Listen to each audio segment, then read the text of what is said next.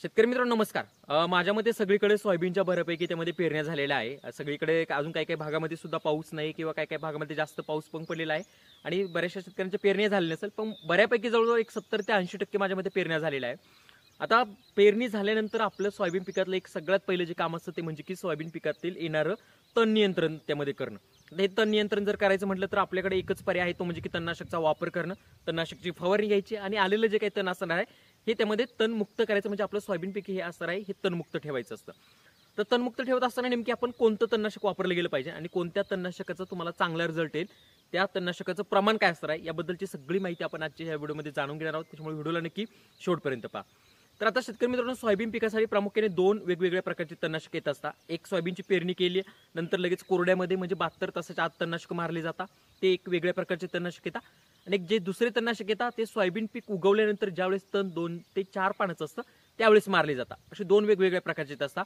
तर काही काही शेतकरी असे असतात की त्याला खर्च जास्त करायचा असतो, अशा वेळेस ते दोन्ही तणनाशक मारतात. सुरुवातीला पण मारतात सोयाबीनची पेरणी केल्यानंतर आणि पुन्हा त्यानंतर ज्यावेळेस सोयाबीन पीक 20 ते 25 दिवसांचं होत असतं त्यावेळेस पण तणनाशक मारतात आणि त्याच्यानंतर डवरणी पण करतात. एवढा तीनदा खर्च करण्याची गरज नाही. तणनाशक वापरत असताना कोणतंही एकदाच वापरा, एकतर सुरुवातीला वापरा किंवा नंतर वापरा. पहिल्यांदाही वापरायचं नंतरही वापरायचं, याच्यामुळे तुमचा विनाकारांचा खर्च वाढेल आणि परिणामी उत्पन्न त्यामध्ये कमी होईल. यासाठी तणनाशक वापरत असताना एकदाच वापरायचं आहे. तर आजच्या ह्या व्हिडिओमध्ये मी स्पेशली तुम्हाला सांगताना सोयाबीन उगवून आल्यानंतर जर तुमच्या शेतामध्ये तण झालेलं असेल, 2 ते 4 पानाचं जर तण असेल तर अशा वेळेस कोणतं तणनाशक वापरायचे आणि कोणत्या तणनाशकाचं काय प्रमाण असणार आहे हे त्यामध्ये आपण समजून घेणार आहोत. तर शेतकरी मित्रांनो, वापरत असताना एक सगळ्यात पहिलं जे येतं ते म्हणजे की सिजंटा कंपनीचं फ्युजीफ्लेक्स ह्या एक तणनाशकाचा तुम्ही वापर करू शकता. ज्यावेळेस तुमच्या सोयाबीन पिकामध्ये तण उगवून येत असतं अशा वेळेस फ्युजीफ्लेक्स वापरू शकता. फ्युजीफ्लेक्स वापरत असताना एकरी 400 ml वापरणं गरजेचं आहे. एकरी 400 ml याचा डोस आहे. प्रमाण निश्चित लक्षात ठेवा. अनेक वेळेस शेतकऱ्यांना रिझल्ट नाही येण्याचं कारण म्हणजे की शेतकरी योग्य प्रमाण तणनाशकाचं वापरत नाही आणि अनेक वेळेस दुकानदार सुद्धा तणनाशकाचं प्रमाण योग्य सांगत नाही आणि त्याच्यामुळे आपल्याला रिझल्ट मिळत नाही. जर तुम्हाला चांगला रिझल्ट पाहिजे असेल तर प्रमाण योग्य वापरणं अतिशय गरजेचं आहे. फ्युजीफ्लेक्स वापरत असताना 400 ml वापरणं गरजेचं आहे. तसेच शेतकरी मित्र, एक दुसरं जे तणनाशक येतं ते म्हणजे की आदामा कंपनीचं शाखेत सुद्धा अतिशय चांगले रिझल्ट आहे. मी वैयक्तिक माझ्या काही शेतामध्ये शाखेचा दरवर्षी वापर करत असतो. अतिशय मला चांगले रिझल्ट मिळतात आणि हे वापरण्याचं एक कारण म्हणजे की याच्यामुळे कोणत्याही प्रकारचा सोयाबीनला झटका वगैरे बसत नाही. जर तुमच्या शेतामध्ये केना वगैरे असेल तर अशा वेळेस माझ्या मते चांगले याचे रिझल्ट आहे, हे वापरू शकता. हे वापरत असताना एकरी 800 ml वापरणं गरजेचं आहे. तसंच शेतकरी मित्रांनो, एक पुढचं जे येतं ते म्हणजे की BSF कंपनीचं ओडिशी, हे सुद्धा अतिशय चांगलं तणनाशक आहे. याचाही त्यामध्ये तुम्ही वापर करू शकता. हे वापरत असताना एकरी 40 ग्रॅम वापरणं त्यामध्ये गरजेचं आहे. त्यानंतर शेतकरी मित्रांनो, एक पुढचं जे आहे ते म्हणजे की विशूट, हे एक वरद कंपनीचं तणनाशक आहे आणि अतिशय चांगलं. जर तुमच्या याच्यामध्ये केना असेल, दुधी असेल, गाजर गवत असेल किंवा चिकटा असेल किंवा त्यामध्ये लवाळा असेल, याच्यावरती चांगल्या प्रकारे हे तुम्हाला रिझल्ट मिळून देतं आणि हे नवीन तणनाशक आहे. अतिशय चांगले याचे रिझल्ट आहे. तुम्ही विशूट त्यामध्ये वापरू शकता. विशूट वापरत असताना एकरी 400 ml चा डोस आहे.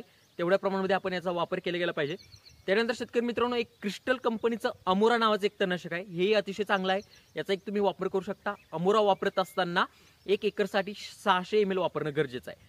एवढ्या हे जे काही तणनाशक आहे एवढे यांचे रिझल्ट मला त्यामध्ये चांगले वाटतात. वैयक्तिक माझा जो अनुभव आहे, आमच्या दुकानावरती जे शेतकरी वगैरे येत असतात प्रामुख्याने आम्ही त्यांना दरवर्षी जे काही तणनाशक देत असतो त्यांच्याकडून आलेला जो काही फीडबॅक आहे, या तणनाशकांबद्दलचा फीडबॅक मला चांगला आलेला आहे म्हणून मी तुम्हाला सजेस्ट केलेला आहे. याच्यामध्ये कोणत्याही कंपनीची जाहिरात करायचा बिलकुलही उद्देश नाही.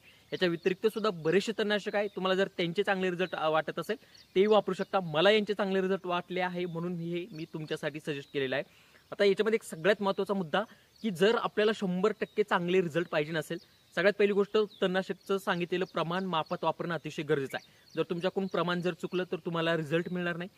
दुसरी गोष्ट म्हणजे की शेतकरी मित्रांनो, पाणी 1 एकरसाठी 150 लिटर पाणी वापरणं गरजेचं आहे. आता हे जे काही मी एकरी प्रमाण सांगितलेलं आहे हे 150 लिटर पाणीसाठी आहे. 1 एकरसाठी 150 लिटर पाणी घ्यायचं आहे.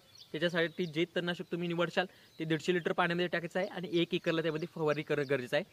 तिसरी गोष्ट म्हणजे की हे तणनाशक वापरत असताना तुमच्या तणांची अवस्था 2 ते 3 पानाची असणं गरजेचं आहे. जर तुमचं तण जास्त मोठं झालेलं असेल तर तुम्हाला रिझल्ट मिळणार नाही. त्यासाठी ही एक गोष्ट लक्षात ठेवा.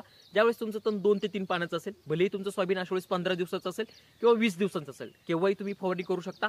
फवारणी करत असताना सोयाबीनचे दिवस लक्षात घेऊ नका, तुमच्या तणांची अवस्था लक्षात घ्या, त्याच्यानुसार फवारणी करा जेणेकरून योग्य वेळी तणांवरती नियंत्रण आपल्याला मिळवता येईल. आणि एक चौथी गोष्ट शेतकरी मित्रांनो, जमिनीमध्ये ओलावा असणं गरजेचं आहे. तर वैयक्तिक माझा जर अनुभव सांगायचा जर झालं, आपल्याला अनेक ज्या कंपन्या आहेत त्या सजेस्ट करतात की जमिनीमध्ये चांगला ओलावा पाहिजे मगच तुम्ही तणनाशक मारा. पण मागच्या वर्षी मी स्वतः प्रयोग केला होता ज्या शेतामध्ये जास्त ओलावा असताना मी तणनाशक मारले होते त्याच्यामध्ये मला कमी रिझल्ट मिळाले, आणि ज्या शेतामध्ये कमी ओलावा असताना त्यामध्ये मी तणनाशक मारले होते त्याच्यामध्ये मला चांगले रिझल्ट मिळाले. वैयक्तिक जर माझ्यामध्ये जर सांगायचं जर झालं, जास्त ओलावा असताना बिलकुल मारू नका. वापसा पद्धत, थोडसे कोरडेपणा जमिनीमध्ये येऊ द्या. एकदम सोयाबीनचं जे काही तण आहे 100% मेलं जातं. फक्त सोयाबीनला थोडासा झटका बसतो, पण तण 100% तुमचं मेलं जातं. आणि शेतकरी मित्रांनो, जर तुम्हाला चांगले रिझल्ट पाहिजे नसेल तर शक्यतो तुम्ही याच्या तणनाशकांसोबत स्टिकरचा वापर करा, जेणेकरून चांगलं नियंत्रण मिळेल. आता जसं जर सांगायचं झालं तर व्हीशूट सोबत ऑलरेडी स्टिकर येतं, ओडिसी सोबत ऑलरेडी स्टिकर येतं, त्यानंतर जे शाखेत आहे याच्यासोबत पण स्टिकर येतं. यांच्यासोबत स्टिकर वापरण्याची गरज नाही. पण एखादं जर तणनाशक तुम्ही घेताय त्यासोबत जर स्टिकर येत नसेल तर आवश्यक स्टिकर घ्या, कारण स्टिकरमुळे काय होतं, जे तणनाशक आहे हे पूर्णपणे पानांवरती पसरलं जातं आणि 100% आपलं जे काही असणारं तण आहे हे नियंत्रित व्हायला मदत होत असते. जर शेतकरी मित्रांनो, याच्या व्यतिरिक्त अजून जर कोणत्या तणनाशकाचा जर चांगला रिझल्ट असेल तर ते खाली नक्की कमेंट करा. आणि तुमचं सोयाबीन पीक किती दिवसाचं झालंय हे नक्की खाली कमेंट करा, जेणेकरून मला तुमच्या सोयाबीन पिकाची अवस्था समजायला मदत होईल. व्हिडिओ आवडला असेल तर व्हिडिओला लाईक करा. बाकीच्या सोयाबीन उत्पादक शेतकऱ्यांपर्यंत हा व्हिडिओ नक्की शेअर करा. धन्यवाद.